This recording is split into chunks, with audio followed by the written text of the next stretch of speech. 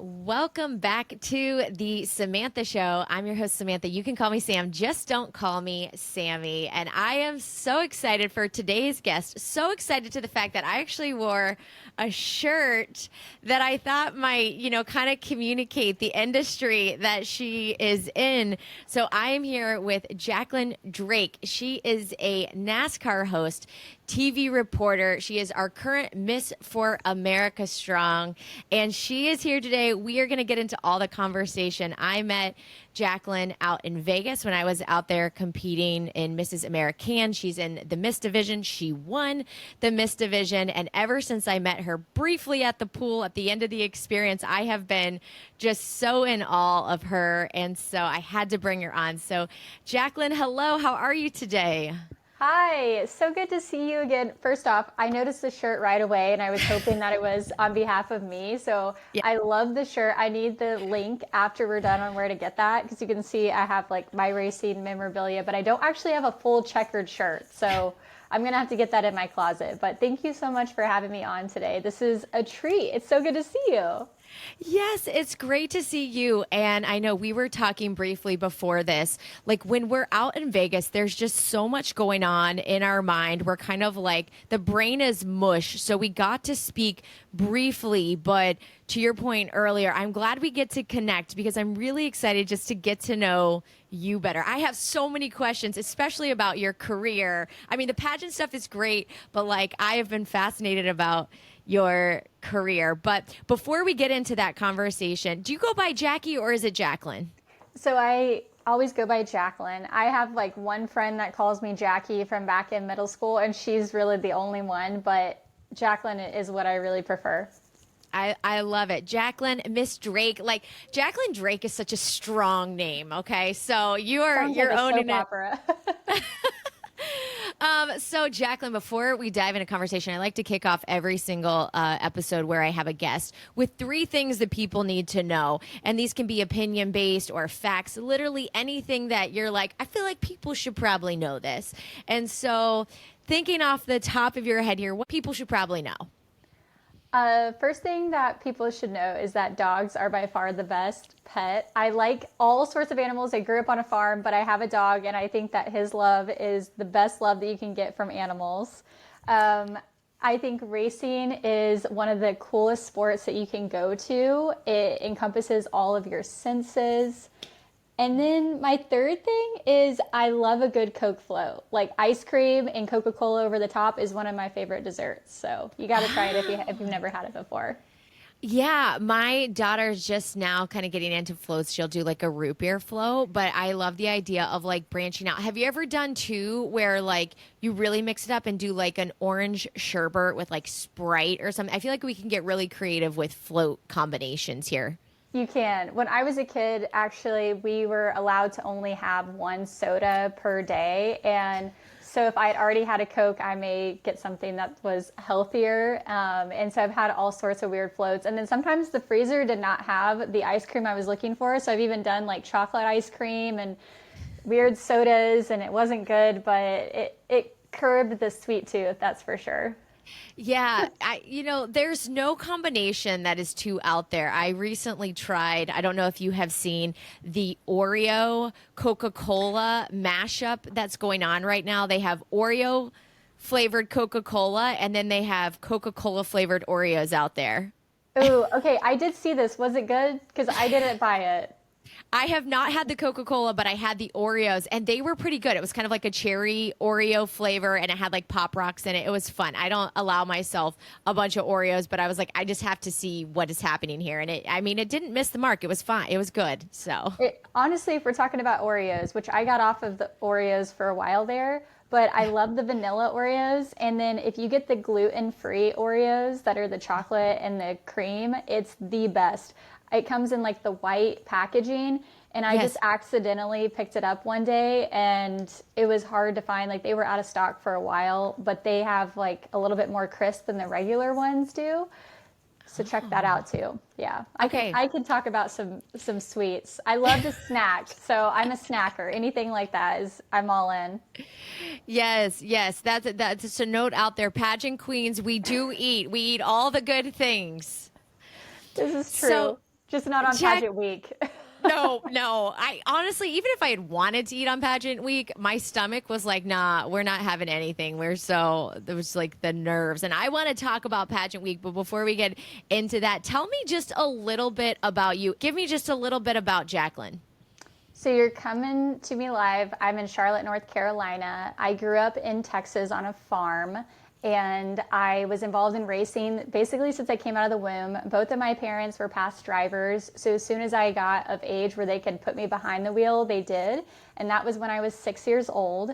We would travel all over the country for me to compete, and I did that for 13 years straight. So every single weekend I was going to a different racetrack, competing in the car, and I did several different types of series because it's kind of as you grow, you kind of progress up through the ranks.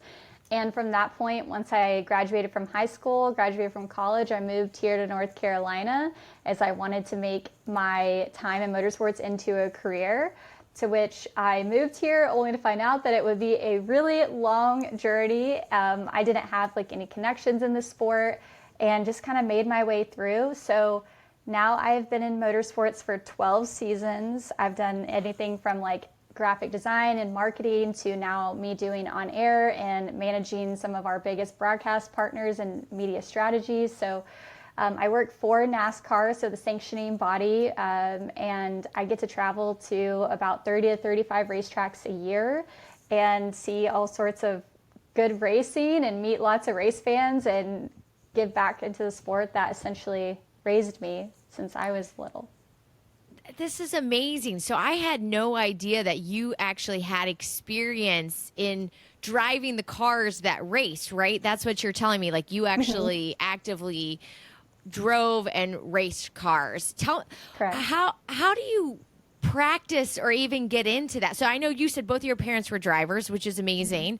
And then they say, okay, as soon as you're old enough to drive, all right, Jacklyn, we're teaching you how to race. So some of us are just getting our license and getting on the road trying to make a right turn or a left turn, and you're like taking off full speed ahead. Can you just explain a little bit like what's that like to grow up and just to be taught how to race? So when I was a little girl, I remember them putting me in the race car, and they were kind of just like, go have fun. And so they would put us, and it was funny because to watch the tapes back, it's really kind of scary because they put, 10 6-year-olds that have never driven anything in this racetrack, and we're like, trying to like dodge each other, and we're not really turning right. And the parents are out there like in the track with cones trying to show us the lines. And it very much looks like they're trying to like catch a rabbit or something. But that was kind of how they would just teach us. And then I was not aggressive at all. Like I would wave at my friends and the other carts, and I was just having fun with it. I was in my la la land. And then after the first year of me racing, my dad was like, hey, do you see that trophy over there? And I'm like, yeah. And he's like, do you like it? And I'm like, yeah. He's like, okay, well, when you go on the track, you don't have any friends. Like you can't, wave to your friends when you're out on the track. You got to get in the zone. To which that led to a lot of aggressive moments that he later then had to teach me was not the right way to do sportsmanship. But they were able to give me a lot of good pointers, them being in it themselves, and lead us to a lot of great race wins and championships. So, and then nowadays there's video games that you can get on. There's what they call iRacing, where you can actually get on a computer and race a simulator and learn how to drive a race car because it's so closely to the model of the car on track. Wow. But yeah, they didn't have that when I was a kid. And so they're just like, good luck. You've got this under control. Put it in. Good luck, babe. I think it's wonderful. I think we need more parents out there encouraging our children just to take risks, experience life, live a little on the edge, and have some fun and teach some lessons along the way. So you went to college, and did you get your degree in mass communication, broadcasting, or how did that come about? No, I originally graduated high school, and I told my dad, I'm like, I want to be a second grade teacher. I'm going to continue to do marketing for my friends that are racing, but I think I'm going to be a teacher. In Texas, teachers are paid the lowest out of every other state in that state. So he was like, hey, I don't know if you want to be a teacher because this is how much they make a year. And he's like, if you want to look at other career options, just so you know, it's going to be really hard for you to survive on just that one income, which was really smart for him to do because he was kind of like laying the road ahead before I got too far down into my college studies. So my degree ended up being in science. It was not anything communications related. And I later found my love for broadcasting once I got here to North Carolina, because I figured I would just continue to do my marketing and things like that in the sport. And then later found the love for the TV side and the production side of all of that. But no degree in it. And it's a little bit different than some. Sometimes people just have that knack and that natural ability. And it's amazing how life kind of pulls you down the path that you're supposed to go down. So my question is, did you ever try, or didn't you want to race professionally, or how did you get out of racing, or where did that end for you?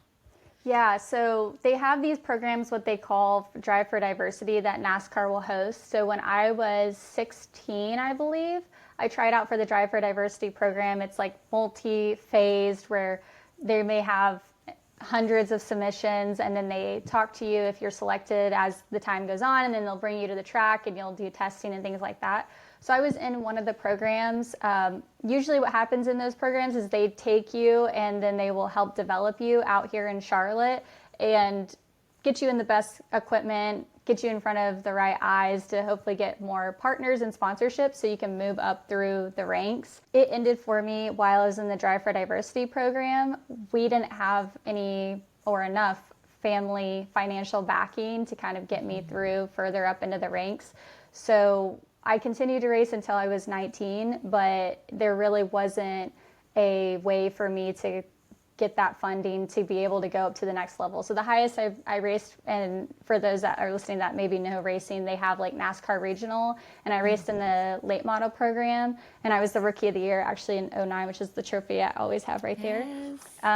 But we didn't go up into the ARCA series, which is the next level, and up into the top tier. So I wanted to, but it doesn't work out like that for a lot of people that are just kind of doing it more in a family environment that don't have that financial backing. Sure. Money rules the world. So tell me a little bit, like, do you still get to get in cars and go fast? Do you get a lot of speeding tickets on the highway? Do they have to like pull you over all the time? How do you get that? That's got to be a huge rush as somebody like, it's very different, but I teach cycle bar classes, but I get a massive rush in those classes. It's almost like a dopamine, like hit in those fitness classes. So I would imagine racing gives you that same kind of high almost. So do you get to still get in the car and take a couple laps around the track, or still get to experience that? Or are you strictly on the sideline these days? So I will race every now and then as a hobbyist. My last real race that I had was just a couple of years ago, and then I've test driven some other cars, and I'm actually planning to test drive one coming up in the next month. But no, not on the regular basis, because my job is so rigorous. I'm gone all the time, and I want to be able to test. But I will say I think that's what is the point that got me into the TV side, because I was at the track doing marketing, and I had a few people that were like, hey, you should really consider doing pit road reporting, which is where you're standing essentially on pit road. The cars are coming down, they're doing pit stops, you're reporting that back. You also do all of the podium interviews. And when I got involved in the TV side, I had the same adrenaline rush as when I was behind the car, because you're in it, you're in the action, you're a part of it. You get to see all the emotions, the high and the low. So I definitely get an adrenaline rush off of that, which is very addictive, because you're gone, I'll be gone, and I may have 7 weeks where I'm on the road straight every single weekend I'm traveling, and then I'll have 1 weekend off, and on that weekend off I'm like, oh, I'm so bored. What do I do with my time? And I know it's because I'm addicted to the adrenaline rush of being at the track and being a part of the action. I bet. I have no doubt. That's amazing. So tell me a little bit about, what is it like being a woman stepping into what I would consider probably a man's arena. Has that been difficult? Do you feel like you get a level of respect there? Whatever you feel like sharing in that, because I'm always in awe and just so impressed with women who are willing to take on what I consider like a man-dominated space. And so what has that been like for you? Well, when I was a kid, it was especially challenging, me not understanding and truly knowing the weight of being the only girl at the racetrack. My mother, who dealt with it in the 70s, absolutely knew. And so she was great to lean on, and has even, a harder time with that, or she had even a harder time than I did. But yeah, we had lots of challenges. My dad, who had been involved in racing his whole life, saw it from a different viewpoint and had to step in at times and remind people, like, she's underage, she's a child, you can't speak to her this way, you can't call her names. I mean, I was called everything under the sun when I was, under the age of 13. I had kids that I raced against who were beat by their family for, me performing better than them and then not wanting to see it. And I physically saw them doing that. Nowadays, being an adult, it comes with a different set of challenges. And I think that's going to be all sports. I don't think it's just motorsports. I think any sport that you're involved in, there's going to be those people that maybe don't want to see you do well. And then, of course, those that just critique you.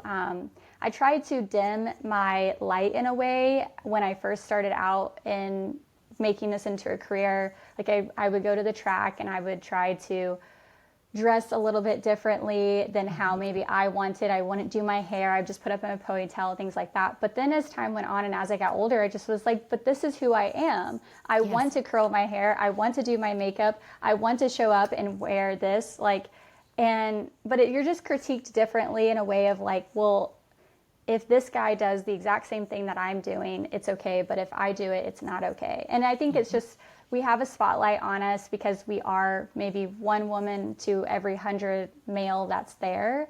But luckily, there's a lot more women that are in the sport nowadays, and we can be supportive of one another and walk each other through like challenges that we have. Even being a woman, the things that you may go through, like pregnancy, people that are pregnant and they're on the road, how are they handling that? How are they handling their childcare back home?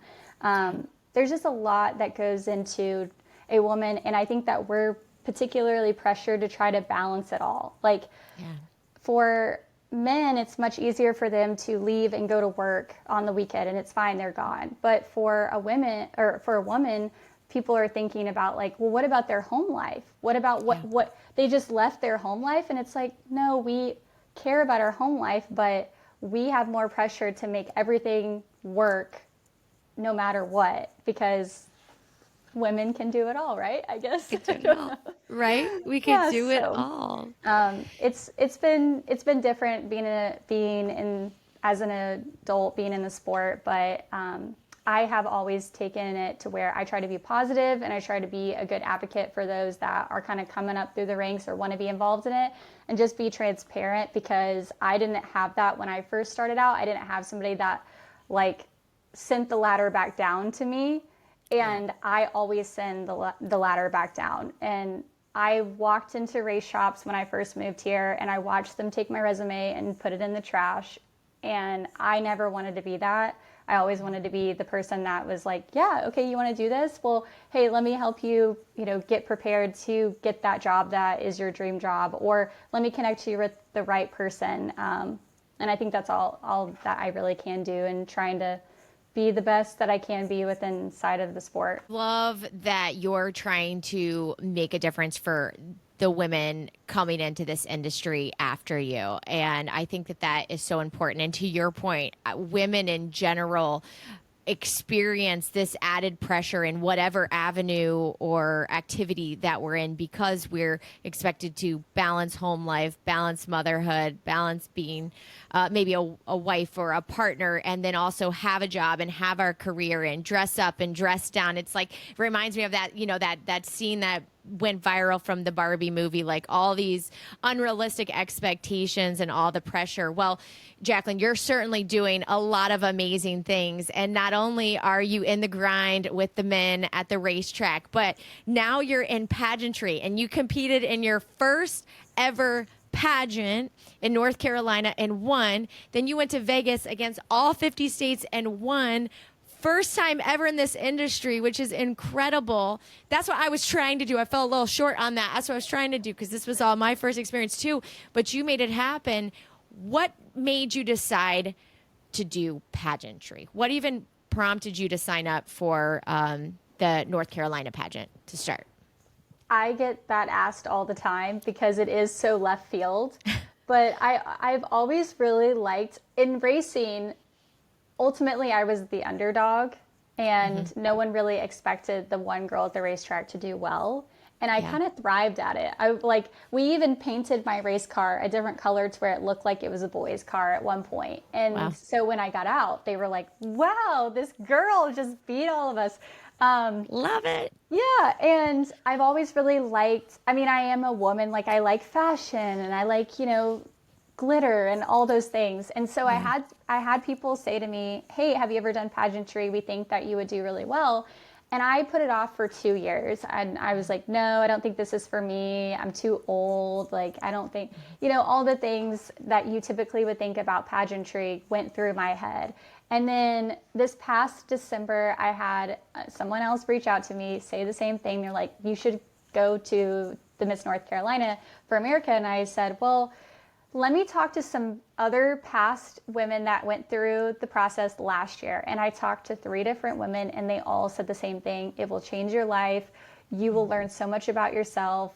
You don't want to miss this opportunity. Like, just go try it out. So I signed up. I applied to do the North Carolina and I was so scared. I slammed my computer and I was like, oh my gosh, what are we doing? I think I was most terrified about walking in heels and then the swimsuit on the stage, which just still scares me to this day. But I just was really nervous. And I also liked the fact of why can't you be both? Why can't you like race cars and also like to dress up and get in a gown? And why can't you be the pageant queen? Why do you have to choose which one you want to be? And I think we do a really good job in society at boxing ourselves and other people in and saying you're only capable of that. Stay in your lane. You can only be a mom. You can't be both. Whatever it is you desire. So I decided I was going to do this. My competitive spirit set in and I'm like, I have to get prepared. I have to learn how to walk. I have to learn the interview process. I have to learn, where do I get the gowns? What are all these little pageant tricks? And that I just dove all in at that point. And you won Miss North Carolina for America, and then you have to get ready for nationals. What was that like? I know what my experience was like, but what was your experience like juggling getting ready for nationals, which is major? And then how were you busy at work? How do you do both when you have 2 very different demanding callings or moments in life? Luckily, I'm really organized. I have a color-coded calendar, so I keep everything in it. Pink is queen, green is NASCAR, blue is personal. I have all the colors set out. Honestly, the night that I won North Carolina, it was a long day. We had to be there really early, and then it ended, and then I drove back home. And so I think I was gone from the house for 15 hours. So I came back home that night. I'm exhausted. The emotions are high. And then I started crying because I didn't know what to do. I'm like, wow, now I'm North Carolina. How am I going to be the best queen I can be? And so as I started preparing for nationals, never did I think, wow, the weight of North Carolina is on my chest. I feel the weight of being her. But there's no way I could be America. I was looking at Candace and I'm looking at Regina and looking at the other queens that were currently reigning. I'm like, they're so amazing. They're beautiful people. I don't think that I can be her.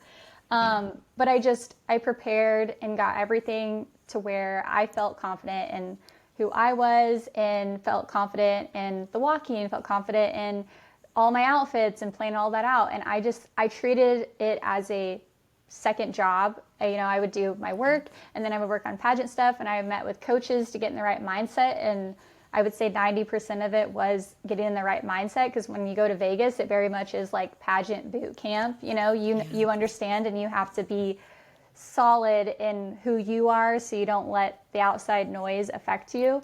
But I just tried to prepare as much as I could. But I still, like, going into Vegas, the first day that you meet everybody, I thought it could be anybody. It could be any of these women. I don't know. Yeah. I remember thinking that same thing. I sent a text to my coach, my husband, my parents, and I was like, how the hell does anybody win this? Like, everybody is amazing. Like, I'm like, I don't even know what I would do to stand out, because everybody was so fantastic and beautiful and accomplished and just all these great things.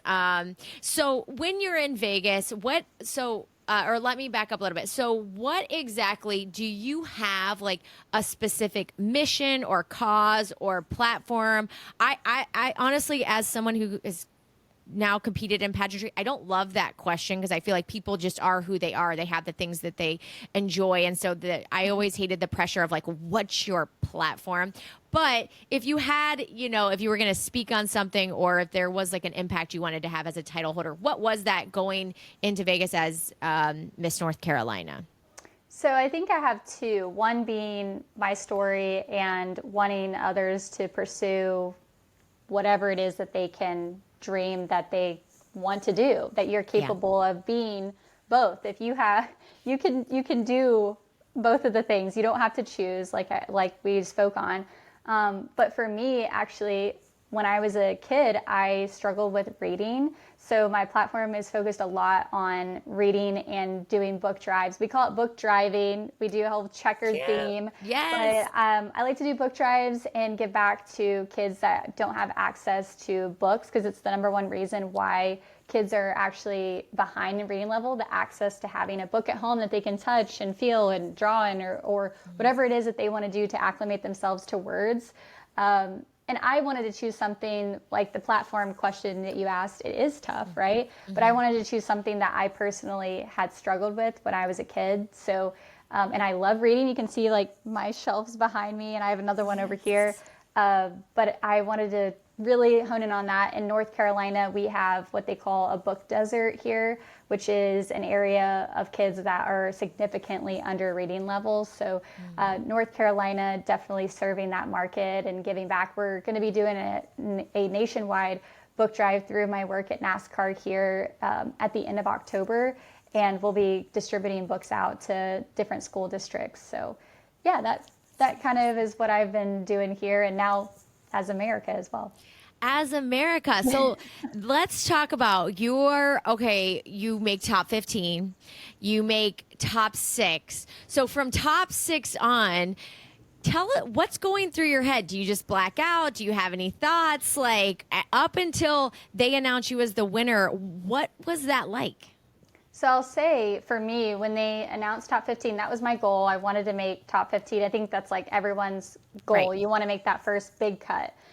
When they called top 15 and then they had us all walk again in the swimsuits, I was standing behind the curtain watching everybody walk, which I probably shouldn't have done that, but I was watching everybody walk, and I'm like, there's no way I'm going to make top 6. That's what I was thinking. I'm like, There's no way I'm going to make top 6, because I'm watching everybody at top 15 and it could be any of us. That's really how you feel.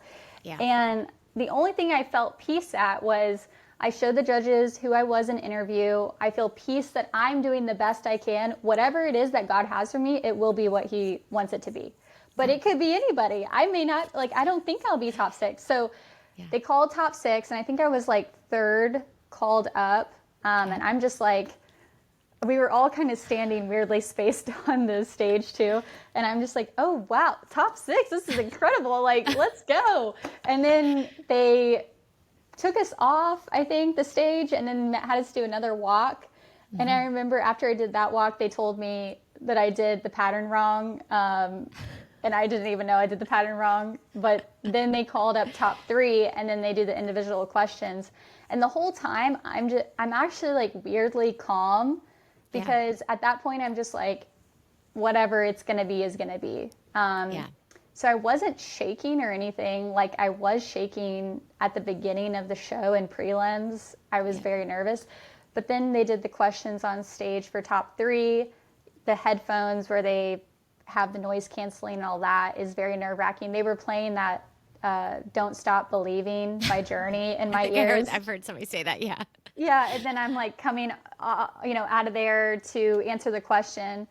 And the crowd is rooting for you. You see your family and stuff, but I didn't know. I really was like, well, maybe I'll get first runner up. Like, I wasn't sure. And then they brought us all out, and then they called second runner up, and then it was me in Alabama, and I'm like, I don't know. The whole time I'm just like, I never once did I think like 100% it's going to be me. And I think that is part of my story in a sense of like, you can do the best you can, but you're like, you can't control your B factors, like everything else that's going on. Like you can't control if someone likes brown hair, they don't like brown hair, whatever. Like I just wanted to show me, and I was so grateful and happy that I had shown me. Getting to even speak and do the top 3, answering the question that they had asked us was a huge honor. So I was happy up, top 15 from there on. I was happy. And getting the crown was just wild. I have it sitting right here. It's honestly unreal. It's been a month since the pageant. I know I'm like rambling now, but it's been a month since the pageant, and it's like finally starting to set in. A few weeks ago, I got the pictures and I started looking through the week and the day that it all went down, and I'm like, I'm her. It's like, it's the oddest thing, because it's just like when you're sitting in the pageant, in the auditorium, and you see the queens sitting there, and then you see like, now you're one of the crowns. It's just the weirdest, surreal, like out of body experience where you now became like the person that you looked up to. You still like don't feel like you're that person, but you are. It's just so odd. It's so odd. I'm not describing it well. It's amazing. It's so interesting. I have to say, from an outsider, you had shared earlier on in this conversation that when you were looking at the former title holders and you're like, I'm not her. I could never be her. I have to say, from an outside, the fact that you won makes perfect sense to me. I mean, you are so incredible. You are passionate. You have gone after your goals, your dreams. You're paving the way for other women. You're making a difference in the world. You're stunning. All of these things to me that it's like, it makes perfect sense. So I'm sorry, you could like along the way you're like, that's not me. I'm like, yeah, it's definitely her. So I think it's wonderful, and I have done episodes previously about imposter syndrome, and when we do put something like a title or a goal on a pedestal, and then we reach it, and women more than men often struggle with this idea of imposter syndrome and saying, hey, it is me in this role, and accepting that and feeling comfortable in that. But you are it and deserving, and it's so wonderful to see you in this. And I know you're just going to do amazing things as our Miss for America. And so, Jacklyn, I like to wrap up every single show with just like one final message. Like if you had the microphone, maybe you're back on stage and they say, Jacklyn, we don't have a question for you. We're just going to give you, 30 seconds, a minute to make your impact. What would you share with the world? So when I was around the age of 15 years old, I found this ring inside of a JCPenney's, and on the top of it was engraved, "Be brave." And that was like my life motto since then. I always wanted, it was like the only tattoo I ever wanted. I chickened out. I didn't get the tattoo, but I've always loved that phrase. The very first day I was in Vegas, I felt like I did not belong. I was like, I don't belong here. I'm not part of this pageant world. Like, I'm not in the clique. I don't know how I'm going to make it through this week.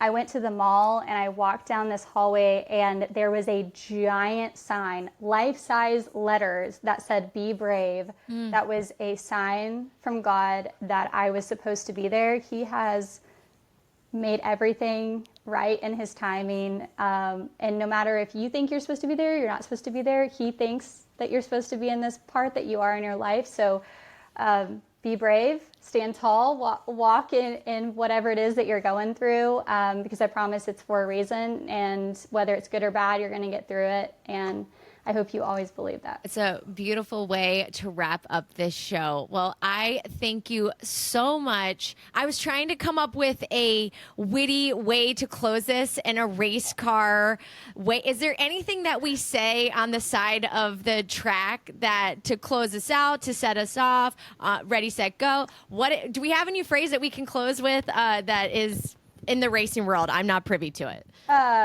We took the checkered. We took the checkered. We took the flag.